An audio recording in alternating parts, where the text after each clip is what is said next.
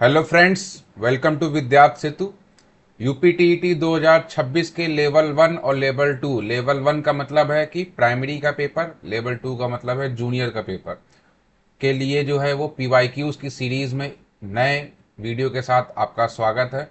आज हम लोग मेजरमेंट चैप्टर से, जिसमें टाइम के लिए होता है, किसी ग्राम या किलो या किसी तौलने वाली चीज़ के लिए होता है, तो इस तरीके की चीज़ जो है वो मेजरमेंट चैप्टर से कितने जो है वो क्वेश्चंस आए हुए हैं 2011 से लेकर 2022 तक, उन क्वेश्चंस को डिस्कस करेंगे। इस चैप्टर से आपकी बेसिक अंडरस्टैंडिंग अगर है तो ये चैप्टर बहुत ही आसानी से आप इसको कर सकते हैं। और अभी मैं इसके क्वेश्चंस कराऊंगा, तो अभी तक कुल मिलाकर टोटल 3 क्वेश्चन जो है वो पूछे गए हैं। वो तीनों क्वेश्चन मैं आपके लिए लेके आया हूँ मेजरमेंट चैप्टर के। और इसको करने के बाद आपका ये चैप्टर, और आपको पता भी चल जाएगा कि किस तरीके के क्वेश्चंस इसमें जो है वो पूछे जाते हैं। और इसके बाद जो है ये चैप्टर आपका कंप्लीट हो जाएगा। तो बिना समय का वेस्ट किए हुए चलिए शुरू करते हैं आज की इस क्लास को। तो ये इसका आज का पहला क्वेश्चन है। कह रहा है कि what was the time before, किसकी बात कर रहा है, before 5 hours 58 minutes from 3:57 PM। 3:57 PM की बात हो रही है। अच्छा, हिंदी में क्या लिखा हुआ है? हिंदी में लिखा हुआ है कि 3:57 PM से 5 घंटे 58 मिनट पहले क्या समय था। 4 ऑप्शन दिए हुए हैं। यह क्वेश्चन आपका यूपी टेट के प्राइमरी में आया हुआ है, जो 28 नवंबर 2021 को पेपर हुआ था, जो कैंसिल हो गया था लीक होने की वजह से। उसके बाद 2022 में पेपर हुआ था। ये उस पेपर में आया हुआ है 21 में। तो इसको करने से पहले कुछ चीज़ समझ लीजिए। वो ये है कि जैसे कभी भी टाइमिंग की बात अगर होती है ना, कि टाइमिंग क्या है, तो हमेशा हम 24 आवर्स जो है वो टाइम लेंगे। जो रेलवे का टाइम भी जिसको कहा जाता है कि ये रेलवे का जो है वो टाइम है, तो उस रेलवे के टाइम के हिसाब से 24 आवर्स मानक टाइम लेकर हम चलते हैं। अब इस 24 आवर्स में जो जानने वाली चीज़ है वो क्या है, समझ लीजिए कि एक 12 बजता है दोपहर में, ठीक है, और एक जो है वो 12 बजता है रात में। 2 बार जो है वो 12 बजते हैं। और जब रात को 12 बजेगा तो वो 24 होता है, 24 कहा जाता है उसको, ठीक है। उसके बाद जो है फिर 1 से स्टार्ट होता है, यानी कि रात के जब 1 बजेगा तो 1 रहेगा, 2 बजेगा तो 2 रहेगा। इस तरीके से पूरे जो है वो दोपहर के 12 बजे तक, यानी दोपहर के 12 को 24 आवर्स में 12 कहते हैं। ये दोपहर के 12 बजे तक सेम रहता है। उसके बाद जब दोपहर का 1 बजता है, जब दोपहर का 1 बजेगा तो उस दोपहर के 1 में, दोपहर का जब 1 बजेगा उस दोपहर के 1 को जो है वो हम 13 बोलते हैं, 13 बोलेंगे। अगर दोपहर का 2 बजेगा, अगर दोपहर का 2 बजेगा तो उस दोपहर के 2 को जो है वो हम 14 बोलेंगे। इस तरीके से चलेगा। अगर रात के 8 बजेगा, रात के 8 बजेगा तो 12 और 8 यानी कि 20, तो 20 जो है बोलते हैं, क्योंकि 12 के बाद हम 13 14 इस तरीके से नंबर काउंट करते हैं। 1 2 3 नहीं, दोपहर के 1 नहीं बजेगा। तो इसमें AM PM की जरूरत भी नहीं पड़ती है, क्योंकि आप किसी से अगर बताएंगे, रेलवे AM PM यूज नहीं करता, इसीलिए वो बताएगा कि कोई भी ट्रेन 20 बजे जो है वो चलेगी, तो इसका मतलब है कि 20 बजने का मतलब है कि वो रात के 8 बजे की बात कर रहा है, ठीक है। तो इसलिए जो है इसमें AM PM की आवश्यकता नहीं होती है। तो ये रात के 8 बजे यानी कि 20 बजे की बात हो रही है। तो इस हिसाब से जो है हम टाइमिंग निकालेंगे तो बहुत आसानी से जो है वो चीज़ें होंगी, ठीक है। तो ये आपको याद रखना है कि 24 आवर के जो मानक टाइम होता है उसके हिसाब से क्वेश्चंस को सॉल्व करते हैं, ठीक है। अब देखिए, इसमें कह रहा है कि अ, हमको जो है वो ये टाइमिंग दिया हुआ है। क्या टाइमिंग दिया हुआ है? टाइमिंग दिया हुआ है, इसको सोल्यूशन जब करेंगे, टाइमिंग दिया हुआ है 3:57 PM। अब ये PM लग गया है, 3:57 PM बन गया। अगर आप 12 घंटे के हिसाब से देखेंगे तो तीन जो 3:57 जो दिया हुआ है, ये PM लगा हुआ है। तो रात में जब 3 बजता है तो AM होता है। PM 12 बजे के बाद AM लग जाता है, 12 बजे तक PM रहता है। तो इसका मतलब ये दोपहर की बात हो रही है। ये कब की बात हो रही है? ये टाइमिंग जो दी हुई है ये कब की दी हुई है? दोपहर की दी हुई है। मैं आपको समझाने के लिए इतना समय ले रहा हूँ ताकि आप आसानी से चीज़ों को समझ पाएँ। फिर उसके बाद जब इसको हम 24 आवर्स में जो है वो कंप्लीट करेंगे, मतलब चेंज करेंगे, तो ये क्या बन जाएगा? 12 के बाद क्या बचता है? 13 बचता है, 13 के बाद 14, 14 के बाद बचता है 15। तो ये हो जाएगा हमारा 15:57। ठीक है। और ये समय कब का है? ये दोपहर का समय है। ठीक है। तो इसको भी पीएम लिख सकते हैं, ना लिखना चाहें कोई दिक्कत की बात नहीं है, लिखना चाहें तो लिख सकते हैं। ठीक है। ये पीएम की बात हो रहा है, दोपहर की बात हो रहा है। अब इससे पहले 5 घंटे 58 मिनट पहले की बात हो रही है, यानी कि जो भी घंटे की बात हो रही है उसमें से जो भी समय दिया हुआ उसमें से हम जो टाइम दिया हुआ है उसको माइनस कर देंगे। तो इसमें से हम क्या माइनस करेंगे? इसमें से हम माइनस करेंगे टाइमिंग। क्या दी हुई है? टाइमिंग हमको दी हुई है 15:57। इसमें से माइनस क्या करेंगे? इसमें से माइनस करेंगे 5:58। 5:58 माइनस करेंगे। अब यहाँ पे एक बहुत ही जानने वाली चीज़ है और समझने वाली चीज़ है, वो ध्यान से आप समझ लीजिए। ठीक है, मैं बता रहा हूँ आपको। यहाँ पे 57 लिखा हुआ, यहाँ पे 58 लिखा हुआ है, तो इसको सब्ट्रैक्ट हम नहीं कर सकते। यहाँ पे ये नहीं है कि बगल से जो है 5 कैरी दे देगा, लेकिन यहाँ भी तो गड़बड़ होगा, तो यहाँ से हम कैरी लेंगे यहाँ पे। अब ये क्या है? ये आपका जो है वो आवर्स है, और ये क्या है आपका? ये मिनट है। तो आप घंटे से मिनट में जब कैरी देंगे तो 1 घंटा जो है वो कैरी में आएगा। यहाँ से एक जो कैरी आएगा वो क्या होगा? वो 1 घंटे के बराबर होगा। और पहले से यहाँ कितने मिनट है? 57 मिनट है पहले से। पहले से कितने मिनट है? 57 मिनट यहाँ पे पहले से है। और यहाँ से जब कैरी लेंगे, तो यहाँ से जब कैरी लेंगे तो 60 मिनट जो है, यानी कि 1 घंटा जो है वो 60 मिनट के बराबर होता है। तो 60 जो है वो मिनट यहाँ पे कैरी हो जाएगा।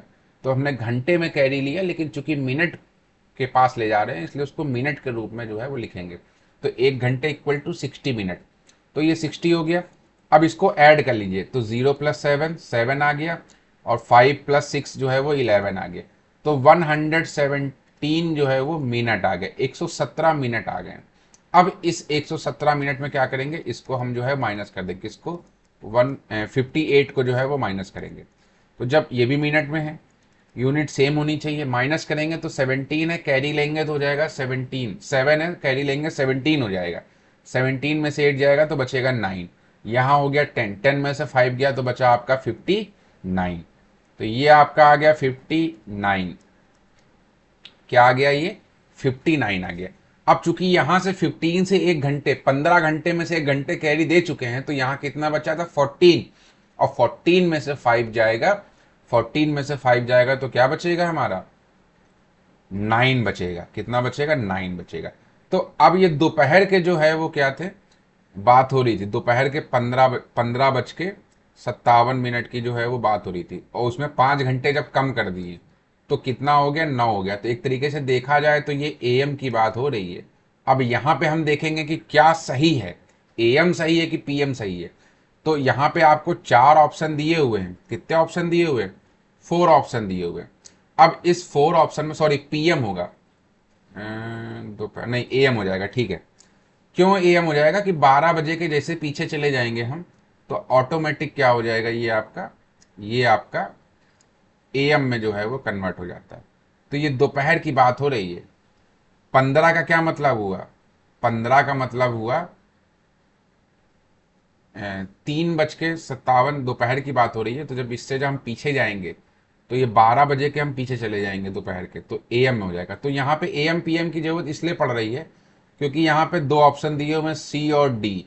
ये दोनों सेम टू सेम है, बस एएम और पीएम का इसमें फर्क है। तो इसलिए जो है इस एएम और पीएम को फर्क जो है वो ना पड़े, इसके लिए हम क्या करेंगे इसमें, कि हम इसको जो है वो यहाँ पे ऑप्शन नंबर बी जो है वो लगा देंगे। समझ में आ रही बात आपकी कि कैसे जो है इसको करेंगे? क्योंकि ये सुबह की बात हो गई है, तो ये ध्यान रखना है कि एएम और पीएम में गड़बड़ नहीं होना चाहिए।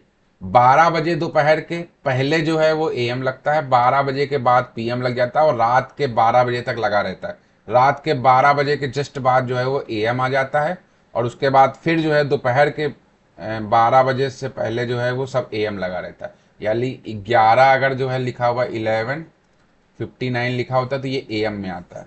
ठीक है, इसलिए जो है ये आपका AM में क्वेश्चन हो गया, क्योंकि दोपहर के 3:57 या 4 घंटे 4 बजे की बात के आसपास के बात है। तो उससे जब हम पीछे जाएंगे 5 घंटे तो हम 12 बजे क्रॉस करके सुबह के टाइम में चले जाएंगे, तो AM आ जाएगा इसमें। ठीक है, ये क्वेश्चन था आपका। चलिए अगला क्वेश्चन देख लेते हैं।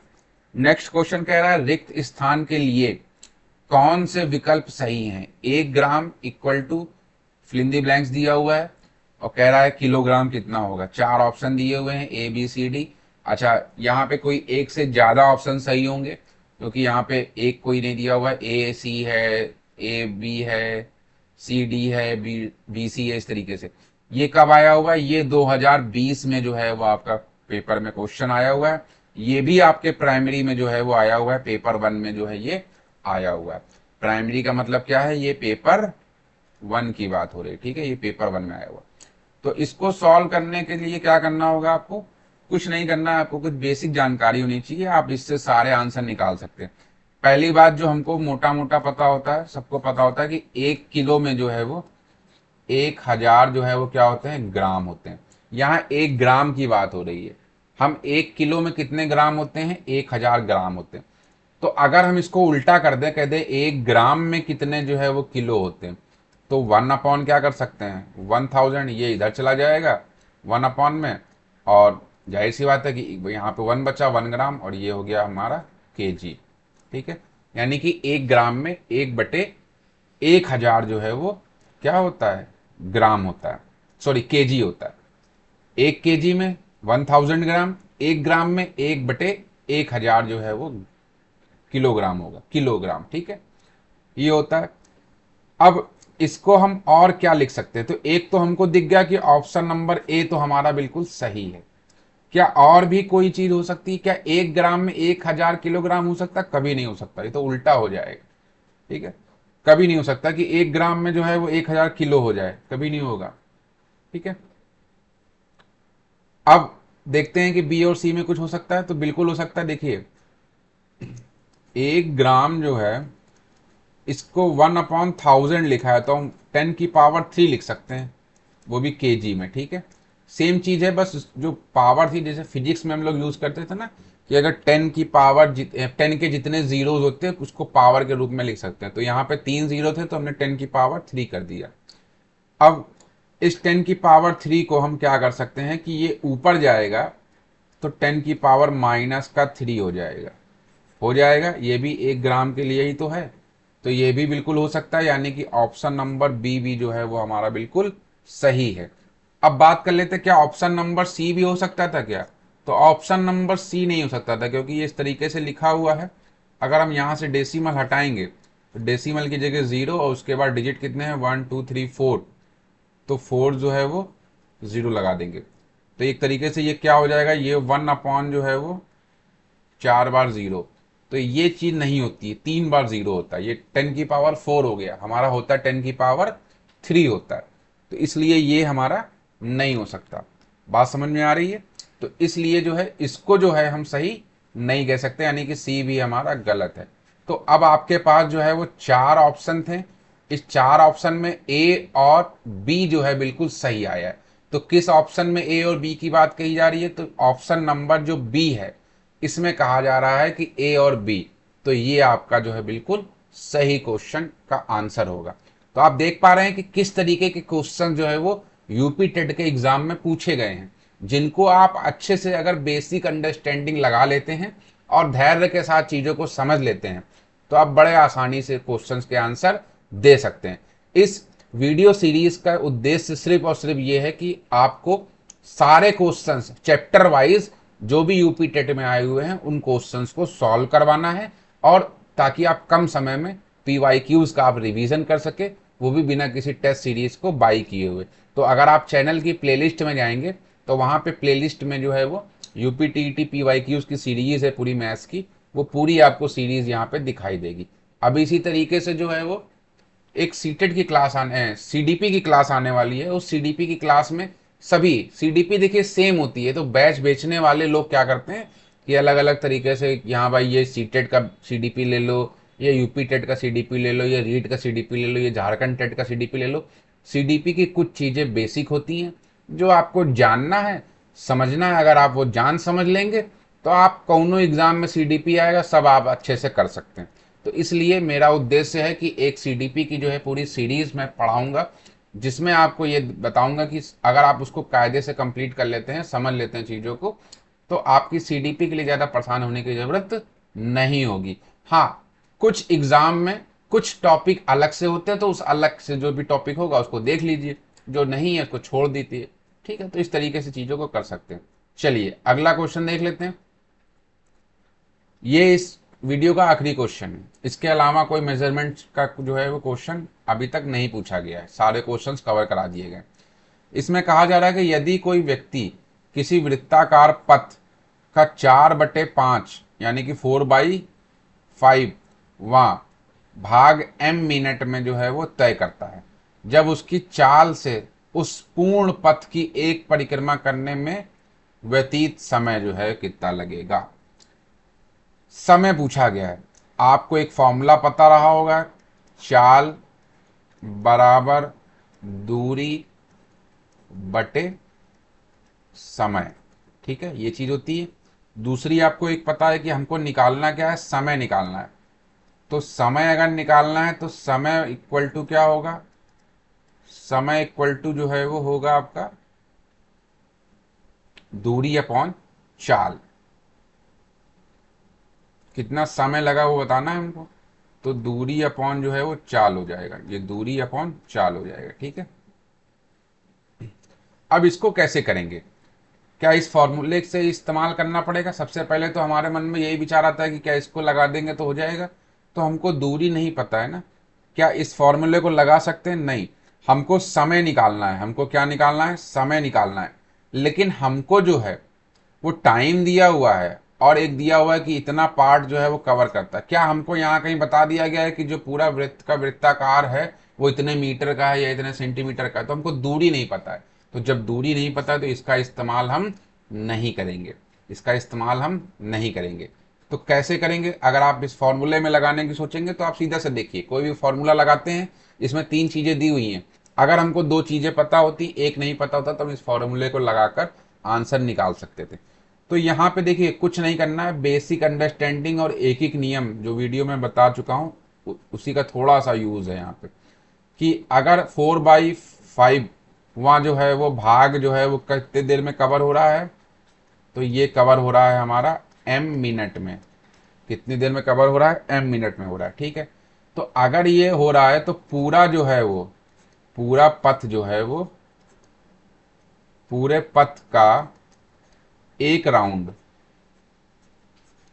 पूरे पथ का एक राउंड क्या मतलब है, यानी कि वो हो गया हमारा 1वां भाग। अरे भाई पूरी चीज कवर हो जाएगी तो उसको एक भाग ही तो बोलेंगे।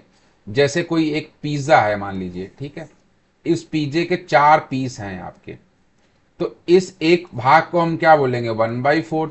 इस एक भाग को हम बोलेंगे 1/4। इन दोनों भाग को हम बोलेंगे 1/2।